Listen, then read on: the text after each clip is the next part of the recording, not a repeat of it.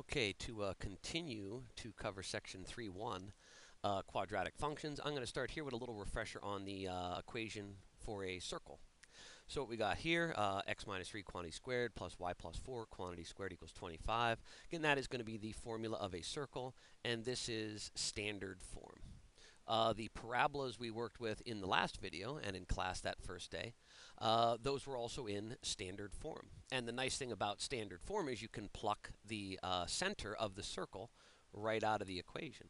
So if I were to ask you for the center, you'd look here and say, okay, I see a minus 3, so the center's got a positive 3 for an x coordinate, and here's a positive 4, so it's got a negative 4 for a y coordinate. And there's the center of the circle. Sort of like what we did yesterday with a parabola. Maybe we had -2 and then the quantity x minus 5 squared plus 3. So to find the vertex of our parabola, all we had to do was, look at this and flip the sign there. That would become a positive 5. And this, we take sign included. That would also be a 3. So there's the vertex of our parabola. And that's nice and easy when we are given a parabola in standard form. Remember, there was another way to look at the equation of a circle. It would look something like x squared plus y squared, maybe plus 3x minus 4y plus 10 is equal to 0. And what we did in a case like this is we did a double complete the square and forced it to fit this pattern. So then we could easily find the center and the radius of the circle. Something else to think about too, would also be the quadratic formula. If I take ax squared plus bx plus c equal to 0, and I solve for x, if I isolate x, I get negative b plus or minus the square root of quantity b squared minus 4ac all over 2a. So this, of course, is the quadratic formula. To find the quadratic, we just solved this equation for x. Now we're going to do something similar to make other types of parabolas easier to deal with. Now, I'm not going to spend too much time on this. You can go over the nuts and bolts and all the algebra at your own time if you want. But here's our equation in standard form, ax squared plus bx plus c. Well, we're sort of going to do a complete the square on it. In the first two terms, I can factor out an a. And then what's left in here, I can complete the square on. Now this, it really isn't important to what we're doing right now. So if I take this and I turned it into a binomial squared, I'm going to get a times quantity x plus b over 2a quantity squared.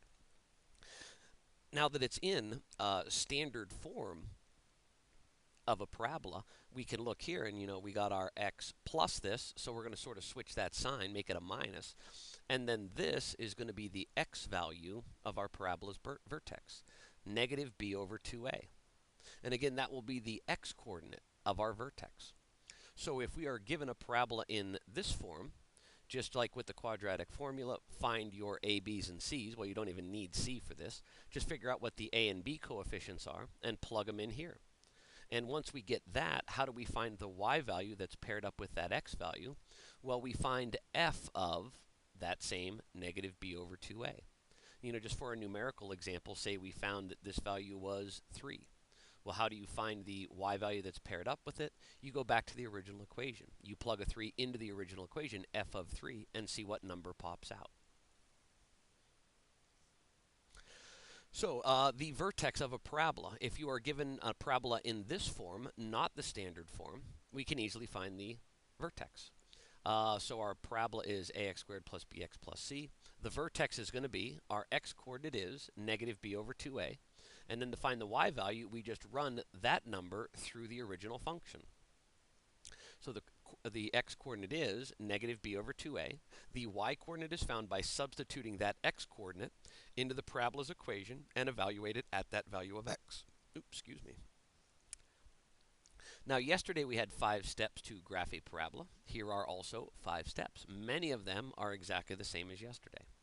So to graph this form of a quadratic, step 1, just like yesterday, determine if it opens up or down. Look at the leading coefficient. Positive, it opens up. Negative, it opens down. Then determine the vertex. Standard form, it was easy. We just pull the numbers out of the standard form and have our vertex. Now we're going to have to work a little more.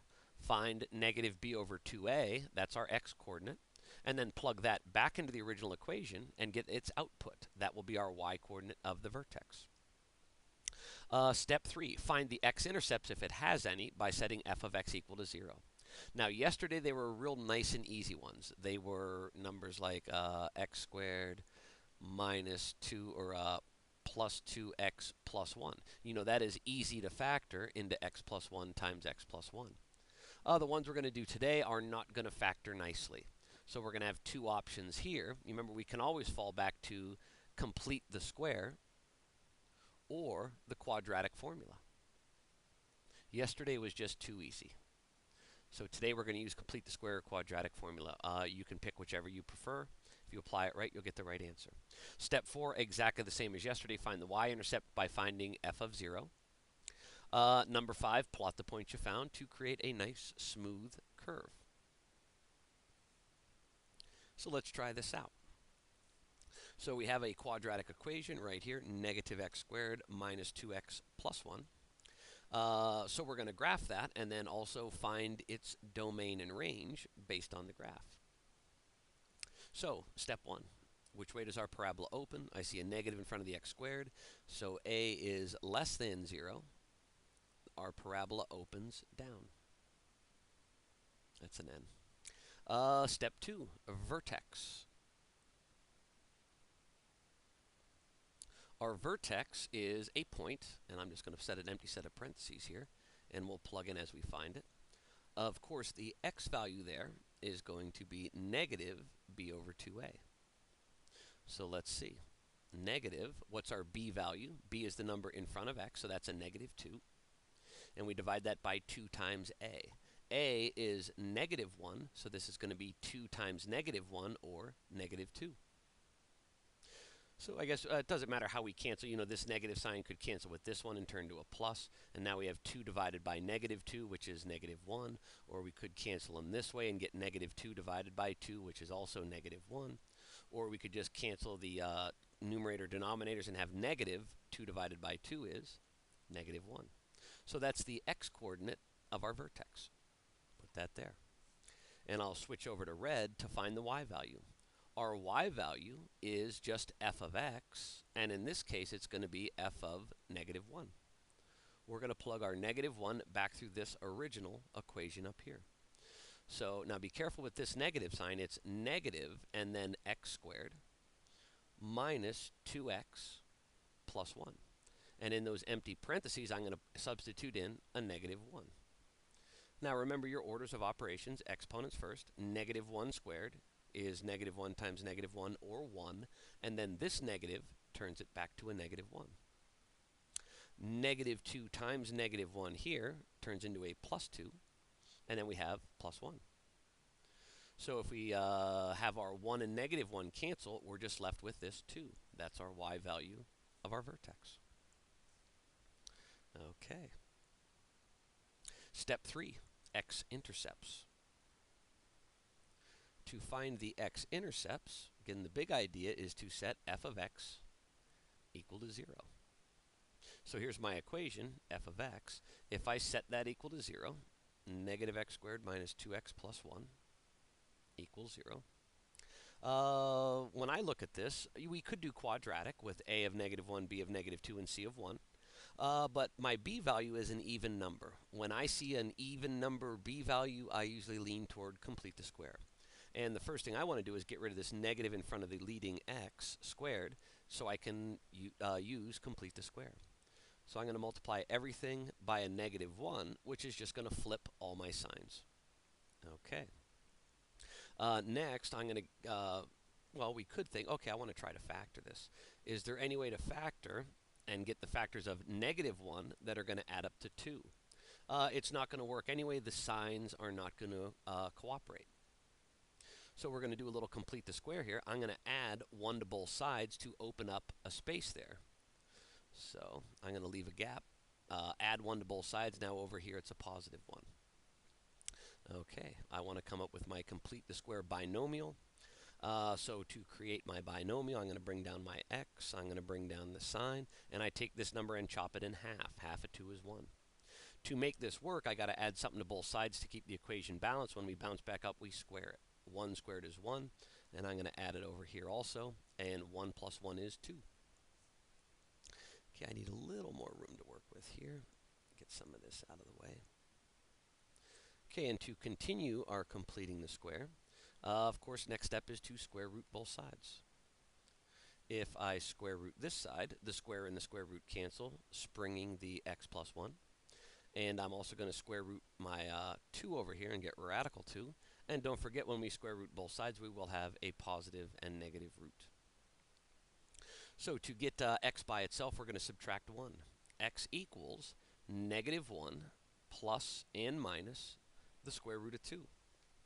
Now, because we are going to be graphing these, that radical 2 is kind of vague. Let's plug them into the old calculator and get a decimal equivalent. So let's see here. Let me move back up here. I'm going to do x equals negative 1 plus root 2. And I'm also going to do x equals negative 1 minus root 2. And if I plug the first one into my calculator, I'm going to get approximately 0.4. And if I plug the other one into my calculator, I'm going to get approximately negative 2.4. So there are my two X intercepts. Again, to give myself more room here, get rid of this. So 0.4 and negative 2.4. And negative 2.4. Okay, the hard part's over. You know, finding the vertex can be a little tricky sometimes. Using complete the square or quadratic to get the x-intercepts can be a little tricky, depending. Number 4 is easy. That's the y-intercept. And to find that, we just find f of 0. If I plug a 0 in, this x squared term gets wiped out. Negative 2 times 0 is gone. So my y value is just positive 1. Step 5 is to plot and graph. Plot and graph the points. So if I pull this over here a little bit so we can see what's going on. Vertex. Vertex is negative 1, 2, right there.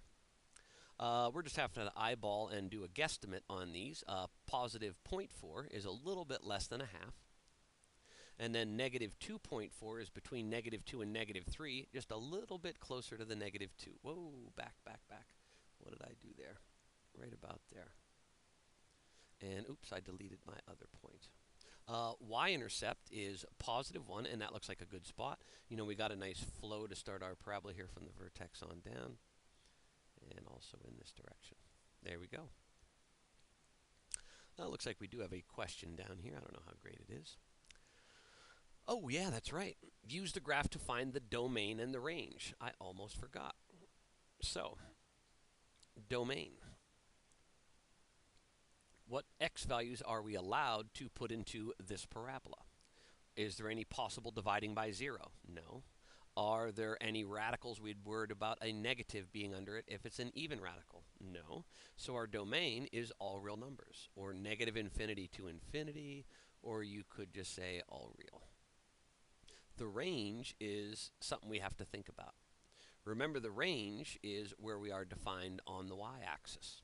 I look at it this way. Which way is the parabola opening? This one opens down. Where do we head to if we're heading down forever and ever? We're headed down to negative infinity.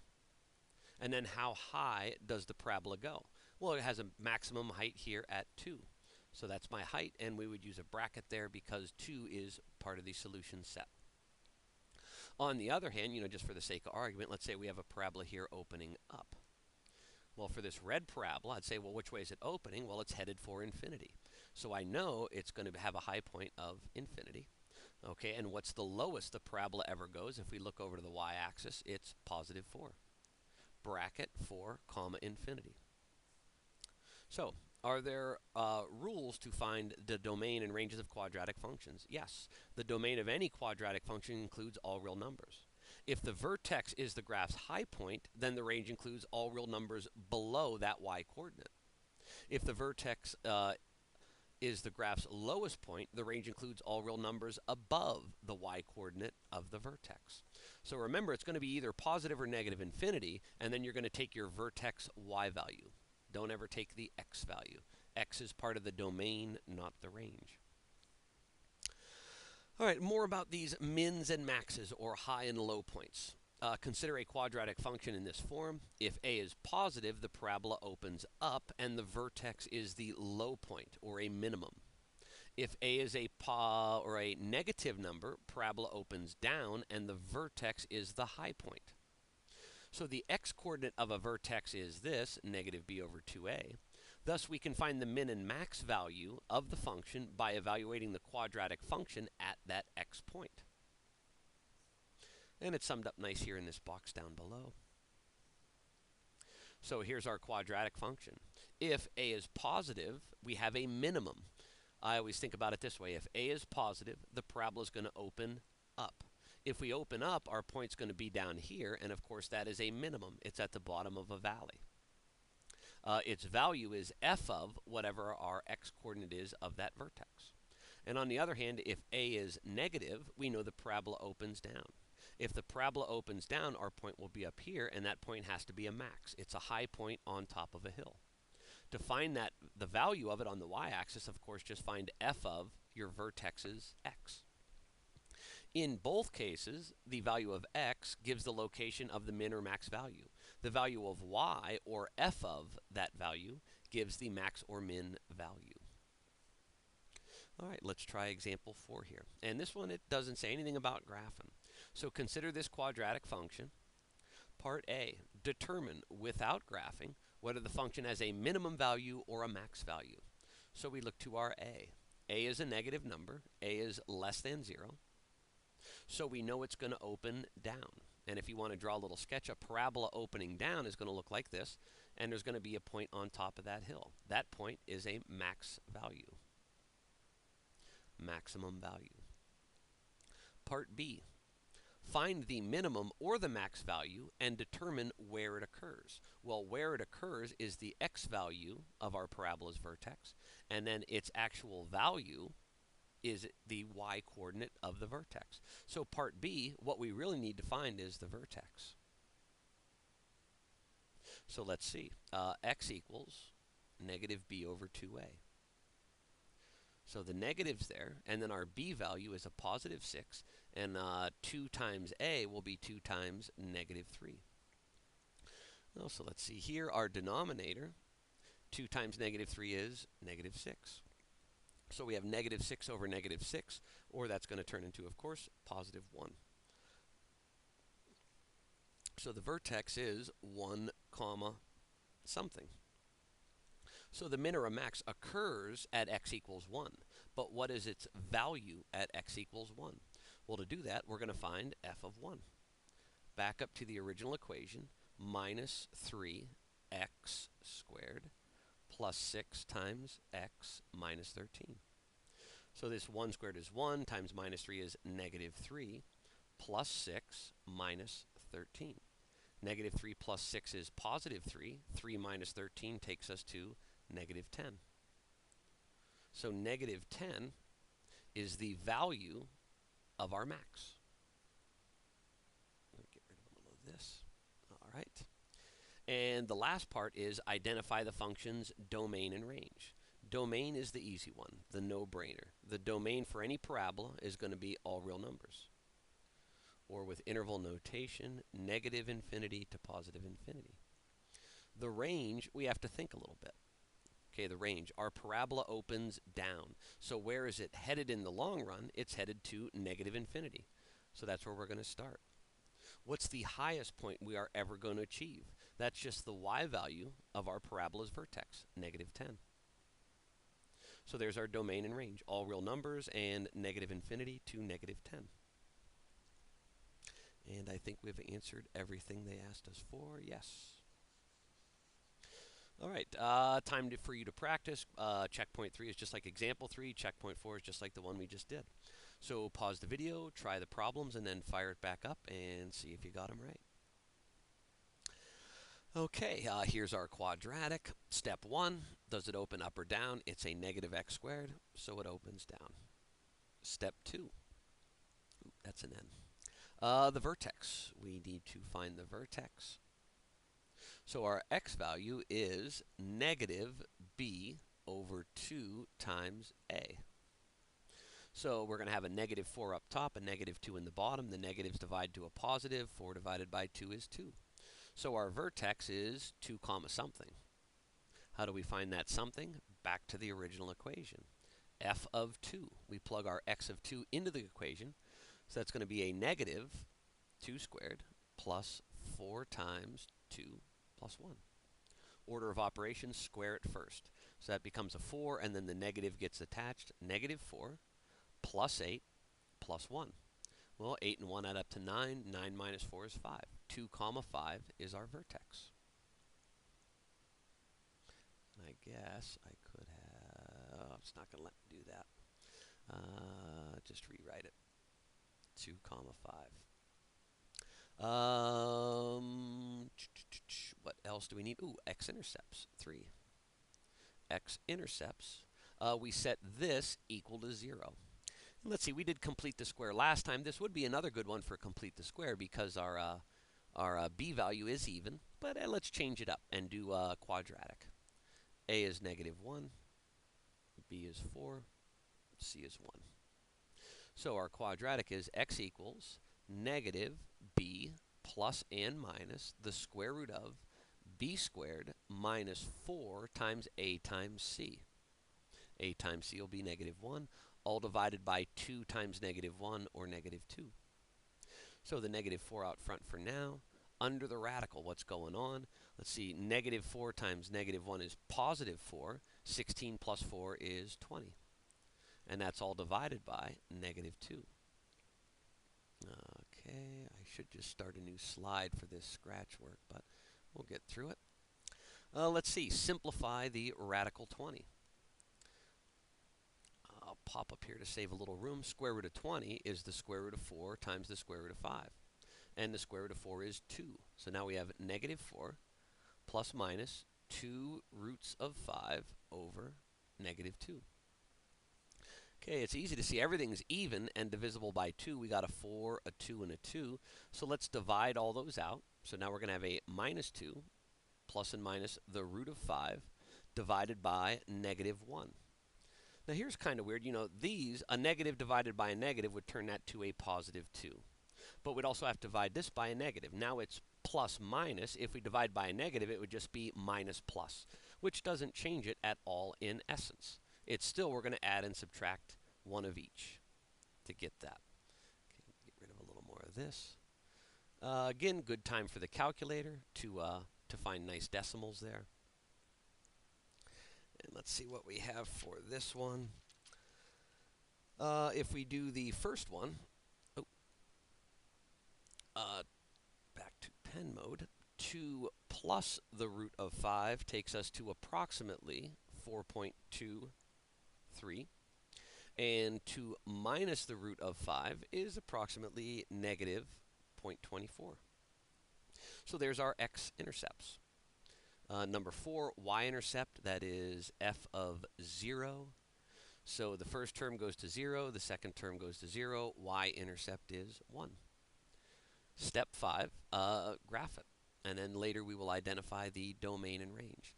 I guess while I have this written down, I can erase this so we can do a little graph in here. Oop, maybe not all of that. Back up. Back up. There we go. See if I can do this. Yeah, I guess if we just see the first quadrant, we should be okay. Vertex 2, 5 over 2 up to 5. X-intercepts 4.23, so about 4 1/4. The other one is negative 0.24. And we can do a quick, visual check. Those should be evenly spaced around our line of symmetry. So from here, it looks like I'm going 1, 2, and about 1/4. And this way I'm going 1, 2, and about 1/4. Yep. So it looks good there. Next, y-intercept. Our y-intercept was positive 1. And yeah, that looks like it's going to make a decent parabola. So we'll start here at the vertex, and we're headed down. And we're started here at the vertex and headed down. Okay, they did ask us for the domain and the range. Domain, all real numbers. Range. The parabola opens down, so we are headed for negative infinity. That'll go on the left. And our high point is the y value of our vertex, 5. Negative infinity to 5, and the 5 does have a bracket. Alrighty, one more. This last one is more the conceptual one. We don't have to graph it. Move this up. So it says repeat parts A to C of example 4. So let's see, flipping my notes back to example 4, part A. Determine if it has a min or a max value. So we look at our A value. A is greater than 0. It's a positive 4. So that means our parabola opens up. If our parabola opens up, our point's going to be at the bottom of the valley, and it's a min, a minimum value. Part B, find the min or max value, determine where it occurs. Again, we're just looking for the vertex. The x value is where it occurs. The y value is its value. So our x is negative b divided by 2a. So here the negative and negative will turn to a positive. 16 divided by 8 is 2. So our vertex has an x value of 2. Our min occurs at x equals 2. What value will it have there? Let's find out. F of 2 is 4 times 2 squared is going to be 4, minus 16 times 2 is 32, plus 1,000. And if you work that out, it comes out to be 984. That is a big y value. I'm glad we don't have to graph this. That would be a huge piece of graph paper. So there is where our minimum occurs, and that is the value of our minimum. All right, and part C is identify the domain and range. Domain, the easy one, all real numbers. Range. Well, let's see, this parabola opens up, so we are going to head for infinity. That'll be our right endpoint.